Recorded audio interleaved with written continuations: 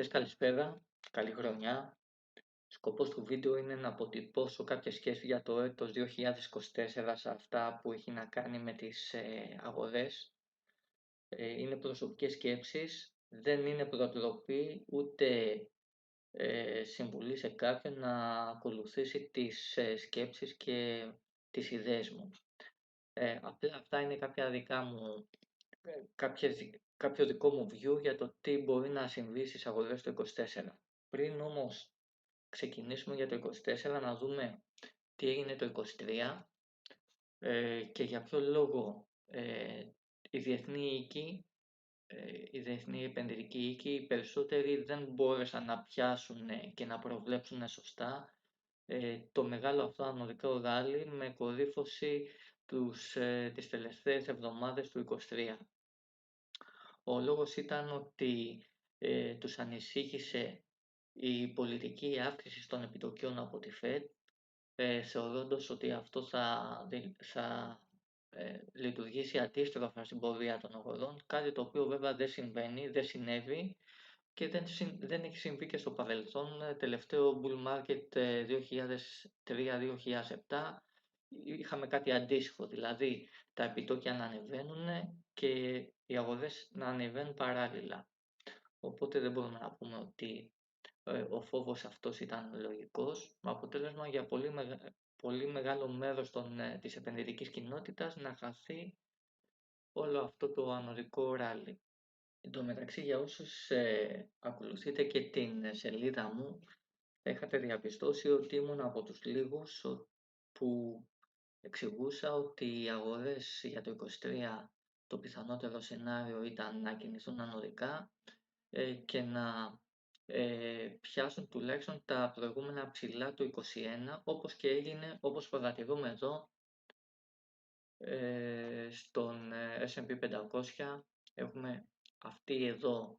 την κίνηση τη μεγάλη, η οποία πλέον έφτασε στην προηγούμενη ζώνη προσφοράς, τη ροζ περιοχή, για την οποία θα συζητήσουμε αργότερα. Πριν περάσουμε όμως στην ανάλυση του S&P 500 και για το έτος 2024, θέλω σε αυτό το σημείο να παρουσιάσω κάτι πάρα πολύ σημαντικό, το διάγραμμα του δεκαετούς επιτοκίου του αμερικανικού ομολόγου, το οποίο έχει ιδιαίτερη σημασία. Όπως παρατηρούμε στο δεκαετές αμερικανικό ομόλογο, για πρώτη φορά από τη δεκαετία του 80, που ξεκινάει μια πτωτική περίοδος χαμηλών επιτοκίων μετά από την πολιτική Reagan-Thatcher,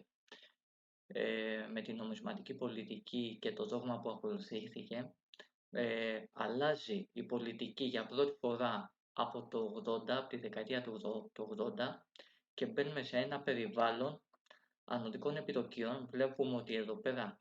αυτό το καθοδικό κανάλι πλέον διασπάται ανωδικά εντός του 2023,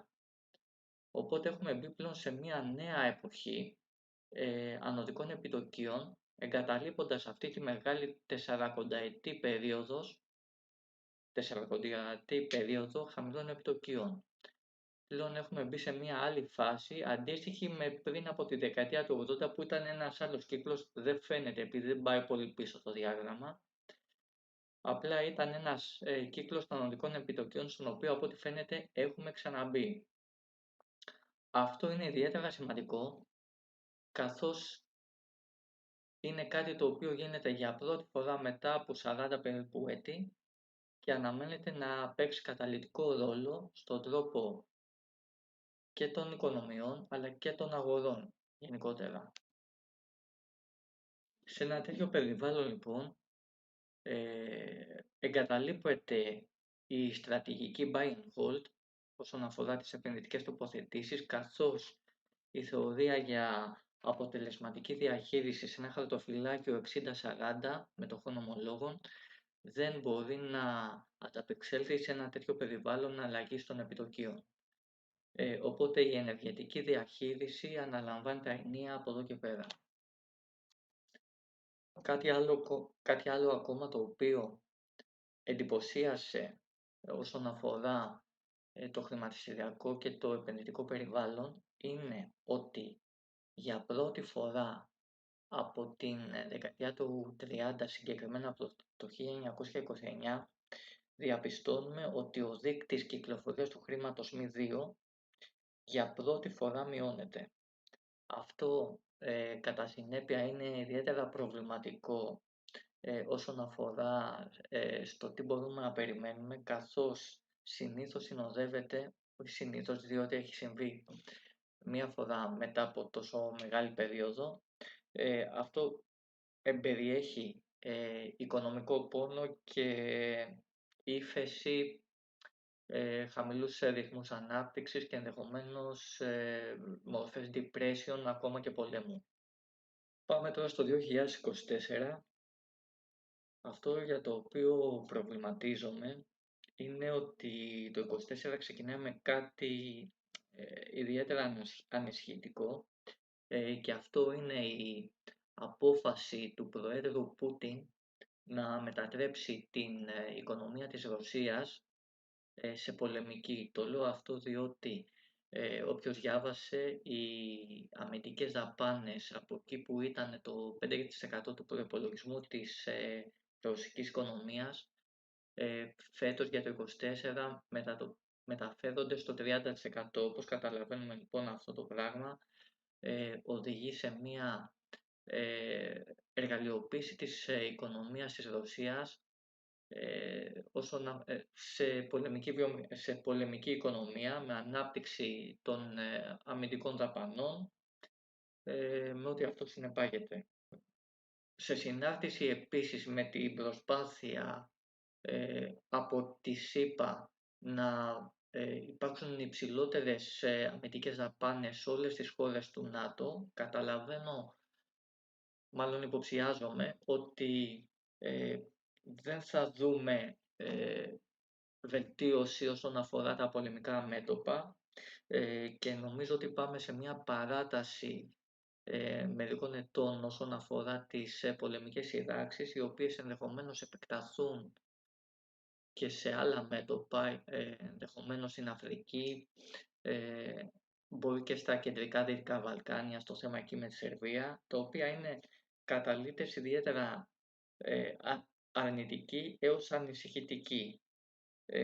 διότι σε συνδυασμό με την προσπάθεια ελέγχου της εφοδιαστικής αλυσίδας, αυτό συμβάλλει στη δημιουργία νέων πληθωριστικών πιέσεων, οι οποίες νομίζω θα δυσκολεύσουν τη νομισματική πολιτική των ΗΠΑ, ούτως ώστε να έχουμε ένα soft landing στις οικονομίες, τις δυτικές οικονομίες κυρίως, κατά κύριο λόγο. Δεν ξέρω κατά πόσο αυτές οι ανησυχίες είναι εύλογες, αλλά τα μέχρι τώρα δεδομένα και οι αποφάσεις των ηγετών τόσο μεγάλων χωρών αυτό δείχνουν. Όπως και οι πιέσεις και στις ευρωπαϊκές οικονομίες να ανανεώσουν και να εμπλουτίσουν τις αμυντικές δαπάνες με αγορά όπλων. Παρακολουθώντας τώρα λίγο καλύτερα το διάγραμμα του δεκαετούς, έχω την εντύπωση ότι μέσα στο 24 θα γίνει μια προσπάθεια, όπως βλέπουμε εδώ πέρα, να υποχωρήσουν τα yields τόσο του δεκαετούς όσο και του διετούς, καθώς αυτή η ανωδική διάσπαση από το κανάλι νομίζω ότι αργά ή γρήγορα θα επαναφέρει σε χαμηλότερα επίπεδα τις αποδόσεις των αμερικανικών ομολόγων, χωρίς όμως να θεωρώ σαν βασικό σενάριο ότι θα υποχωρήσουν τόσο όσο να φτάσουν στα προηγούμενα χαμηλά, κάτι το οποίο, όπως είπα και πριν, νομίζω ότι αυτό το ξεχνάμε, διότι μπαίνουμε σε μια νέα φάση ανωδικού κύκλου για τα επόμενα τουλάχιστον 15-20 χρόνια. Για μένα το focus για το 2024 θα βασίζεται σε κάποιους παράγοντες τους οποίους θα εξετάσω προσεκτικά. Ένας είναι ο μηχανισμός διευκόλυνσης του μηχανισμού reverse repo της Fed, ο οποίος θα επηρεάσει και τη ρευστότητα του συστήματος, καθώς πολλά money market funds αυτή τη στιγμή μεταφέρουν ε, τις επιλογές τους από το μηχανισμό reverse repo σε κάποια βραχυπρόθεσμα ομόλογα και ενδεχομένως και μεσοπρόθεσμα. Επίσης θα εξετάζω πάρα πολύ προσεκτικά τον ισολογισμό της Fed, κατά πόσον συνεχίζεται η απομόχλευση, κατά πόσο δηλαδή αποστραγγείται η ρευστότητα στο σύστημα. Σημαντικό ενδιαφέρον θα έχει να κάνει με την καμπύλη ομολόγων, καθώς αυτή τη στιγμή η καμπύλη είναι inverted, δηλαδή οι αποδόσεις του διετούς είναι υψηλότερες από τις αποδόσεις του δεκαετούς. Αυτό το πράγμα πρέπει να το προσέχουμε, καθώς αν η καμπύλη από inverted επιστρέψει σε κανονική καμπύλη, αυτό ιστορικά δείχνει ότι συνοδεύεται από πολλές φορές από ύφεση και μέχρι και πιο σκληρές μορφές ύφεσης, όπως depression. Οπότε πρέπει να κοιτάμε προσεκτικά την καμπύλη των ομολόγων, όπως επίσης και το budget deficit των ΗΠΑ, καθώς τόσο το δημόσιο χρέος της Αμερικής, όσο και τα ελλείμματα, κυρίως το έλλειμμα του προϋπολογισμού, αποτελούν ένα πονοκέφαλο κατά πόσο θα μπορέσουν να διευκολύνουν την νομισματική πολιτική, ούτως ώστε να μην έχουμε αυτή την επιθετική ύφεση ή δηλαδή να δούμε κάποια προβλήματα στασιμοπληθωρισμού συνοδευόμενα με τις πολεμικές σειράξεις και τις μετατροπές των οικονομιών σε πολεμικές. Έχουμε ένα πολύ μεγάλο κίνδυνο σε τέτοια θέματα και γι' αυτό το λόγο πρέπει να είμαστε πολύ προσεκτικοί πώς πάει το budget deficit των ΗΠΑ, γιατί αυτό θα επηρεάσει και τη διευκόλυνση της νομισματικής πολιτικής που θα ασκήσει ο Πάουελ για να μπορέσει να συντηρήσει ένα θετικό κλίμα οικονομικής ανάπτυξης με αντίστοιχα αποτελέσματα και στα εταιρικά κέρδη καθώς και στις αγορές. Το έργο αυτό βέβαια δεν θα είναι εύκολο, θα είναι αρκετά δύσκολο και γι' αυτό το λόγο με βλέπετε τόσο επιφυλακτικό και προβληματισμένο. Ένα επίσης θέμα το οποίο θα κοιτάζω προκειμένου να λαμβάνω καλές και σωστές αποφάσεις είναι κάποια leading indicators, τα οποία θα έχουν να κάνουν με την αγορά εργασίας στην Αμερική, καθώς και τις άδειες οικοδομής και τα housing starts στην αγορά κατοικίας των ΗΠΑ, τα οποία νομίζω μπορούν να επηρεάσουν ιδιαίτερα τις αγορές και να δώσουν δείγματα για τις οικονομίες και κατά πόσο μπορεί να προκύψει μια ύφεση και πόσο μακριά και σκληρή μπορεί να είναι αυτή ενδεχομένως. Οπότε είναι στοιχεία τα οποία εκτός από τα τεχνικά οφείλω να τα κοιτάζω και πρέπει να τα αναφέρω πριν περάσουμε στην τεχνική εικόνα. Ένας θετικός καταλήτης βέβαια για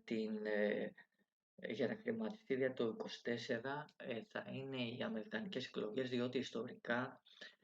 συνήθως δεν προκύπτει μια μεγάλη ανατροπή πριν τις αμερικανικές εκλογές και φροντίζουν οι αγορές κατά κάποιο τρόπο να διατηρούνται σε μια ηρεμία και σε μια πλαγιοανωδική κίνηση, και αυτό για μένα είναι το βασικό σενάριο εν ώψη εκλογών. Βέβαια, από το δεύτερο εξάμηνο του 2024 και μετά τις εκλογές ειδικά, πάρα πολλά πράγματα και θέματα μπορούν να προκύψουν. καθώς δεν πρέπει να ξεχνάμε ότι και οι αγορές είναι εδώ και πάρα πολύ καιρό σε ένα πολύ ισχυρό bull market, το οποίο έχει δώσει πολλά κέρδη και είναι και σε ιστορικά υψηλά και πρέπει να είμαστε αρκετά επιφυλακτικοί καθώς, όπως είπα και πριν, η ενεργητική διαχείριση είναι αυτή η οποία χαρακτηρίζει τη νέα εποχή υψηλών επιτοκίων. Τεχνικά τώρα, εκτός από το δίκτυο S&P 500 που βλέπουμε εδώ αυτή τη στιγμή, θα ασχοληθώ ιδιαίτερα με το διάγραμμα του πετρελαίου και το διάγραμμα του χρυσού, καθώς πιστεύω ότι θα έχουν καταλυτικό ρόλο ούτως ώστε να μας δώσουν κάποια στοιχεία που ενδεχομένως μπορέσουμε να προβλέψουμε το τι μέλη γενέστε και στα βασικά χρηματιστήρια του πλανήτη. Όσον αφορά στο πετρέλαιο, στο διάγραμμα εδώ του πετρελαίου βλέπουμε ότι όλο το προηγούμενο διάστημα, τουλάχιστον το τελευταίο έτος, χαρακτηρίστηκε από μια παράλληλη πορεία στις τιμές του, δηλαδή κινήθηκε εντός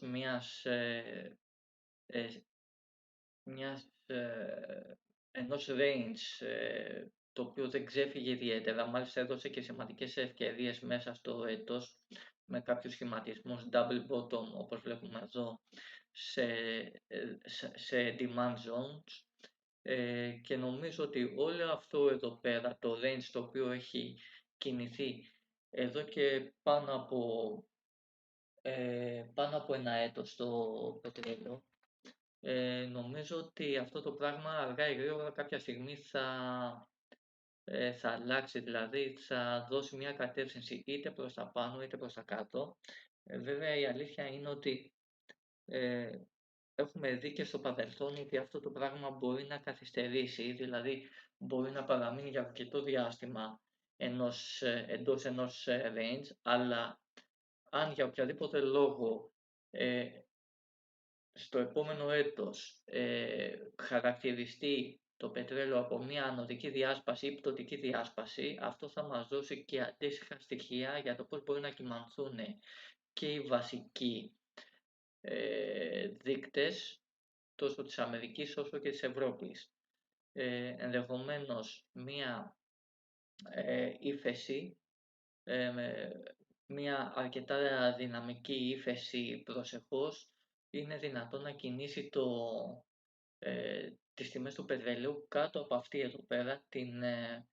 ισχυρή ζώνη ζήτησης και να κινηθεί αρκετά χαμηλότερα. Αυτό θα είναι και ένα σημάδι ενδεχομένως ότι οι αγορές πρόκειται να υποχωρήσουν σημαντικά στο μέλλον. Σε αντίθετη περίπτωση, ακόμα και μια ανωδική διάσπαση πάνω από αυτή τη supply zones του πετρελαίου, η οποία είναι αρκετά σημαντική και ισχυρή, ενδεχομένως να δώσει το έναυσμα για κάποια πληθωριστικά στοιχεία ισχυρά, τα οποία θα δυσχεράνουν περαιτέρω την προσπάθεια της Αμερικανικής Κεντρικής Τράπεζας να ασκήσει νομισματική πολιτική κατά τον καλύτερο δυνατό τρόπο προκειμένου να αποφευχθεί ένα soft landing και να απομακρύνει το ενδεχόμενο βαθιάς ύφεσης και ενός crash στα χρηματιστήρια. Γιατί μην ξεχνάμε τι είχε γίνει και πριν από την κατάρρευση της Lehman Brothers και με το ότι επακολούθησε, θυμόμαστε όλοι την πολύ μεγάλη έκρηξη, ανωδική έκρηξη της αγοράς του πετρελαίου που είχε φτάσει, αν θυμάμαι, τα $150 το βαρέλι, ίσως τα έχει ξεπεράσει και λίγο. Οπότε ένα σοβαρό διάγραμμα που θα πρέπει να κοιτάζουμε εντός του 24 είναι το πετρέλαιο και επίσης ένα red flag για τις αγορές θα είναι και το διάγραμμα του χρυσού, όπως παρατηρούμε εδώ. Το εβδομαδιαίο διάγραμμα είναι αυτή τη στιγμή εδώ πέρα. Παρακολουθούμε ότι πριν από λίγες εβδομάδες ο χρυσός διέσπασε ανωδικά τριπλή κορυφή, η οποία έρχεται από πολύ παλιά. Ήταν μια διάσπαση ιδιαίτερα σημαντική, καθώς έχουμε τα εξής δεδομένα. Είτε έχουμε μία κύρωση της ζώνης προσφοράς, αυτή εδώ η ειδός περιοχή, με συνέπεια το Χρυσάφι να ξεκινήσει μια ανωδική κούρσα για τα επόμενα έτη, το οποίο ενδεχομένως αυτό να συνεπάγεται μια προεξόφληση ενός νέου κύκλου quantitative easing από την Fed, με ό,τι αυτό μπορεί να συνεπάγεται και για τα χρηματιστήρια, δηλαδή ένα ξέφρενο ράλι, ανωδικό ράλι τιμών των μετοχών, είτε αυτό στην πραγματικότητα να ήταν ένα bull trap, το οποίο να δημιουργήθηκε από την ανάγκη ενός liquidity grab, προκειμένου το έξυπνο χρήμα να εκμεταλλευτεί αυτή την ψευτοδιάσπαση, θα το πω έτσι, ούτως ώστε να ανοίξει short συμβόλαια στο χρυσό, με επόμενο στόχο την πρώτη ζώνη προσφοράς για μια εύκολη κίνηση αποκομιδής κερδών. Τις επόμενες εβδομάδες, πιστεύω μέσα στο πρώτο τρίμηνο, θα έχουμε ξεκαθαρίσει αυτή την εικόνα, κατά πόσο τελικά πρόκειται για ένα ανωδικό, για μια νέα σοβαρή ανωδική κίνηση του χρυσού, ή απλά, η οποία μπορεί να προλογίζει ένα νέο QE στο μέλλον, ή απλά πρόκειται για ένα bull trap, το οποίο προήλθε από ένα grab liquidity, προκειμένου οι traders και το έξυπνο χρήμα να οθήσει τους μικρούς επενδυτές ή και κάποια fund, ούτως ώστε να εκμεταλλευτεί το liquidity, προκειμένου να σορτάρει το πολύτιμο μέταλλο με σκοπό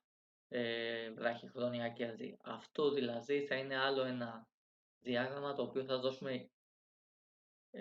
σημαντική σπουδαιότητα, προκειμένου να μπορέσουμε να αναγνωρίσουμε τις κινήσεις για τους βασικούς δείκτες Αμερικής και Ευρώπης. Επίσης, το τρίτο και σημαντικότερο διάγραμμα, το οποίο έχει σημασία για την πορεία του αμερικανικού δείκτη, νομίζω είναι το διάγραμμα του Volatility Index. Ο δείκτης μεταβλητότητας είναι εδώ και πάρα πολύ μεγάλο χρονικό διάστημα εντός μιας ζώνης ζήτησης, εδώ η θαλασσή περιοχή, αυτή εδώ πέρα, δεν μπορεί να ξεφύγει από αυτή τη ζώνη ζήτησης, είναι δηλαδή σε αρκετά χαμηλά επίπεδα, το οποίο αυτό συντηρεί και το ανωδικό momentum στα χρηματιστήρια. Ωστόσο, επειδή έχει μείνει πάρα πολύ μεγάλο χρονικό διάστημα σε τόσο χαμηλά επίπεδα, αυτό πρέπει να μας ανησυχήσει και να χτυπάει καμπανάκι, διότι μπορεί πολύ εύκολα να έχουμε μια νέα έκρηξη του VIX, αντίστοιχη με αυτή του 2020, όπως όταν οι αγορές κατέρευσαν. Ενδεχόμενη διάσπαση αυτής της ροζ περιοχής, που είναι η supply zone του Volatility Index, και ειδικότερα αυτής της κόκκινης trend line που κρατάει το VIX στα χαμηλά αυτά επίπεδα, ενδεχόμενη ανωδική διάσπαση νομίζω θα επιφέρει και μεγάλη πτώση στα χρηματιστήρια. Ένα νέο κράχ. Προς το παρόν τα πράγματα φαίνονται φαινομενικά, είναι αρκετά καλά. Το γεγονός όμως, επαναλαμβάνω, ότι είμαστε για τόσο μακριά χρονική περίοδο σε τόσο χαμηλά επίπεδα, πρέπει να μας κρατάει σε εγρήγορση. Περνάμε τώρα και στο βασικό δείκτη S&P 500, είναι και ο βασικός δείκτης ο οποίος μας ενδιαφέρει και θα καθορίσει και την πορεία για το σύνολο, μάλλον για το πλήθος των κυριότερων ευρωπαϊκών χρηματιστήριων, μαζί και το ελληνικό κατά τη γνώμη μου. Και προσπαθούμε τώρα να αποτυπώσουμε και να αποσαφηνίσουμε τι μπορούμε να περιμένουμε την ερχόμενη περίοδο, μετά από αυτό το έντονο ράλι, ειδικότερα των τελευταίων 9 εβδομάδων, τι μπορεί ακόμα να περιμένουμε. Παρατηρούμε ότι τη χρονιά που πέρασε, σε κάποια φάση η Αμερική είχε υποχωρήσει από τα σχετικά υψηλά επίπεδα, είχε υποχωρήσει αρκετά, έως ότου έφτασε σε αυτήν εδώ τη ζώνη ζήτησης, η οποία για μένα πλέον αυτή η ζώνη ζήτηση αποτελεί ορόσημο και θα είναι η σημαντικότερη ζώνη που θα με απασχολήσει για να μπορέσω να αποκρυπτογραφήσω το κατά πόσο η Αμερική θα συνεχίσει να βρίσκεται σε ένα bull market ή θα γυρίσει σε bear market. Οπότε η ζώνη αυτή, η οποία οριοθετείται από τις 4.100 με 4.150 χοντρικά, θα αποτελεί αυτή εδώ η βάση, θα αποτελεί την αφετηρία για να μπορούμε να πούμε ότι η Αμερική είναι σε bull market και παραμένει σε bull market. Οποιαδήποτε καθοδική διάσπαση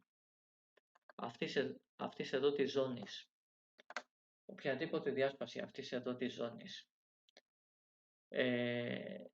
και της κόκκινης trend line, νομίζω αλλάζει την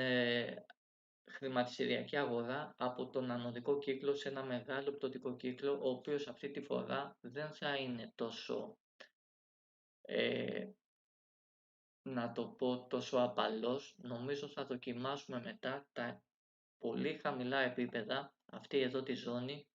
που είχαμε δει το 2020. Μιλάμε δηλαδή ότι σε περίπτωση που χαθούν οι 4.100 με 4.150 μονάδες στον S&P 500, ο επόμενος βασικός στόχος είναι η ζώνη που είναι κοντά στα χαμηλά του 2020. Οι ενδιάμεσες ζώνες αυτές που βλέπουμε εδώ πέρα και εδώ, νομίζω ότι αυτή τη φορά δεν θα έχουν καμία τύχη. Βέβαια, το βασικό σενάριο, έτσι όπως παρατηρούμε αυτό το διάστημα και τουλάχιστον εν ώψη των αμερικανικών εκλογών, είναι εφόσον φτάσαμε σε αυτή τη ζώνη προσφοράς, δηλαδή στα προηγούμενα ιστορικά υψηλά, βέβαια δεν την έχουμε διασπάσει ενωτικά τη ζώνη να την ακυρώσουμε,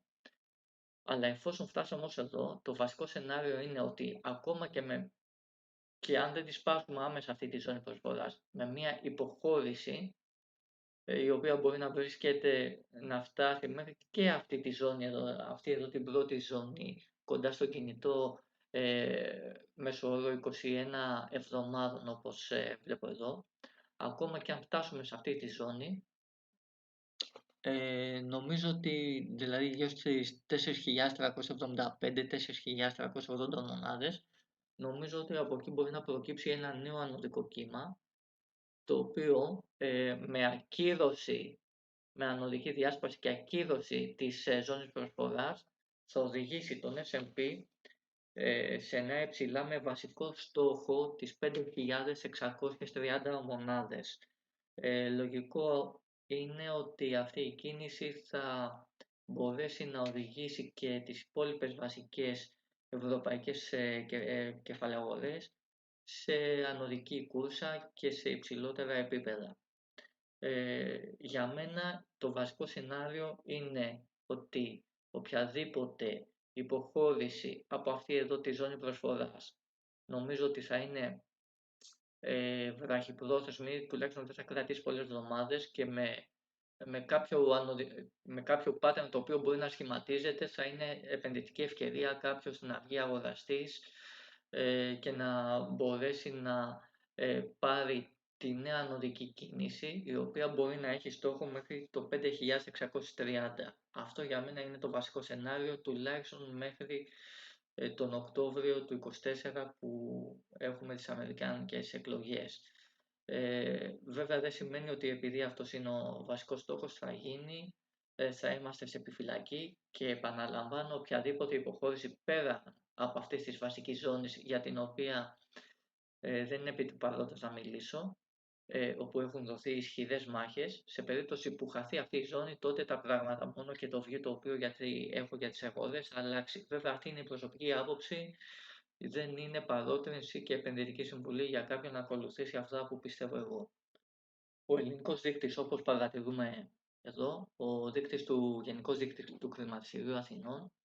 βρίσκεται αυτή την περίοδο εντός ισχυρής ζώνης προσφοράς. Την τελευταία φορά που βρέθηκε σε αυτή τη ζώνη, σε αυτό εδώ το σημείο, υποχώρησε σημαντικά, όπου βρήκε στήριξη στην ισχυρή ζώνη ζήτησης. Όποιος ακολουθεί τη σελίδα μου θα είχε διαπιστώσει ότι είχα επισημάνει αυτή την ισχυρή ζώνη ζήτησης, ότι από εκεί μπορεί να ξεκινήσει ένα νέο ανωδικό ράλι, το οποίο όπως και έγινε. Αυτή τη στιγμή βέβαια είμαστε πάλι εντός της ζώνης προσφοράς, οπότε είμαστε επιφυλακτικοί, καθώς εδώ πέρα είναι ζώνη με ισχυρούς πολιτές. Ενδεχόμενη υποχώρηση, η οποία μπορεί να προκύψει και από μια υποχώρηση στην αμερικανική αγορά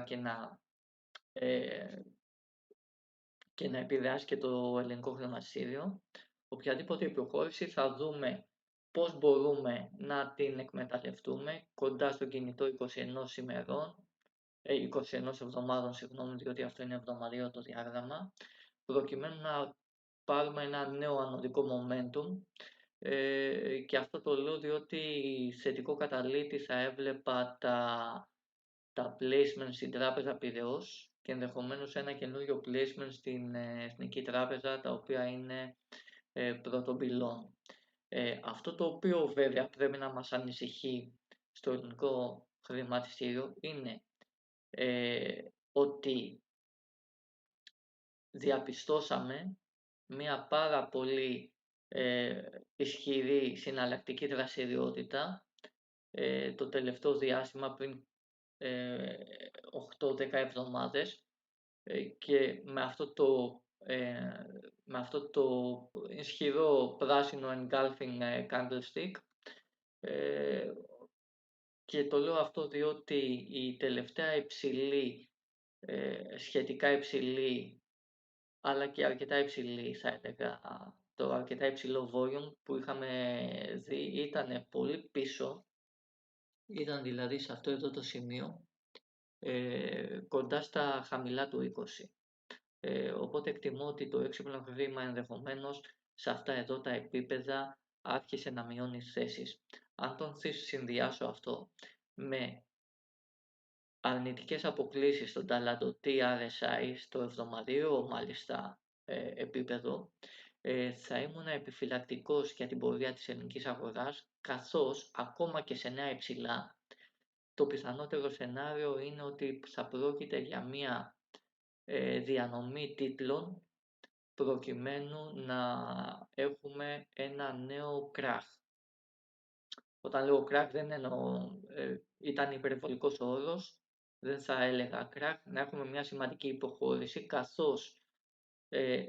απομένει να δούμε μια σημαντική υποχώρηση, ούτως ώστε να τεσταριστεί αυτή εδώ η πράσινη trend line κοντά στις 1000-1100 μονάδες το γενικό δείκτη, η οποία ήταν και η γραμμή διάσπασης πριν ξεκινήσει αυτό το ακραία ανωδικό ράλι και μπει η Ελλάδα σε ένα ισχυρό bull market. Επιπλέον, αυτό το οποίο πρέπει να επισημάνω, βάζοντάς το σε μηνιαίο επίπεδο, να δούμε λίγο το μηνιαίο επίπεδο, αυτό που πρέπει να επισημάνω είναι ότι οποιαδήποτε ανωδική κίνηση πέραν από αυτής της ροζ περιοχής, αυτής της ροζ γραμμής, που θα υπερκεράσει την κορυφή του 2014, αυτό θα είναι και η επιβεβαίωση κατά 95% ότι η Ελλάδα δεν πρόκειται να βιώσει άλλο κράχ αντίστοιχο του 8 και ότι ο κύκλος του 8 οριστικά έκλεισε με το χαμηλό του 16. Αυτό θα οριστικοποιηθεί, επαναλαμβάνω, όταν δούμε ανωδική κίνηση και πάνω από αυτό εδώ πέρα την κορυφή του 14. Οπότε αυτές είναι οι βασικές θέσεις για τα χρηματιστήρια. Πρέπει να επισημάνω κλείνοντας ότι οι αγορές αυτές, όπως τις βλέπω το 24, θα είναι αρκετά δύσκολες, δεν θα είναι εύκολες αγορές. Μπορεί να δώσουν ισχυρά κέρδη, αλλά πρέπει να είμαστε σε επιφυλακή και σε εγρήγορση, διότι θα υπάρξει ενδεχομένως ισχυρή μεταβλητότητα, η οποία θα δυσκεράνει τις αποφάσεις, τις επενδυτικές αποφάσεις, πόσο μάλλον για έναν επενδυτή ο οποίος δεν είναι αρκετά έμπειρος. Στα πλαίσια αυτά πρέπει, και καθώς περιγράψαμε ότι έχουμε περάσει σε ένα κύκλο επιτοκίων μιας νέας εποχής, πρέπει να αλλάξει η στρατηγική μας. Οι στρατηγικές buy and hold δεν πρόκειται να δουλέψουν. Αυτό που πρέπει να κάνει κάθε επενδυτής, θα πρέπει να μπορέσει να βρει μια σωστή διαφοροποίηση στο χαρτοφυλάκιο προκειμένου να αποφύγει τους επενδυτικούς κινδύνους όσο το δυνατό περισσότερο, και για τους πιο έμπειρους να μπορέσει να εκμεταλλευτεί κάποιες κινήσεις και να αντισταθμίσει τα χαρτοφυλάκια του σε περιόδους με χαμηλά volatility, ούτως ώστε να μπορέσει να δημιουργήσει μεγαλύτερη ασφάλεια απέναντι στο κίνδυνο, αλλά αυτό βέβαια προϋποθέτει κάποιον ο οποίος έχει απαραίτητες γνώσεις σε τέτοιες κινήσεις ή έχει κάποιον καλό επενδυτικό σύμβουλο ο οποίος μπορεί να τον βοηθήσει να ασφαλίσει το κεφάλαιό του με το χαμηλότερο κόστος και να εκμεταλλευτεί ενδεχόμενες ακραία ανωδικές κινήσεις που μπορεί να προκύψουν εντός του 2024. Εύχομαι σε όλους καλή χρονιά και καλά κέρδη.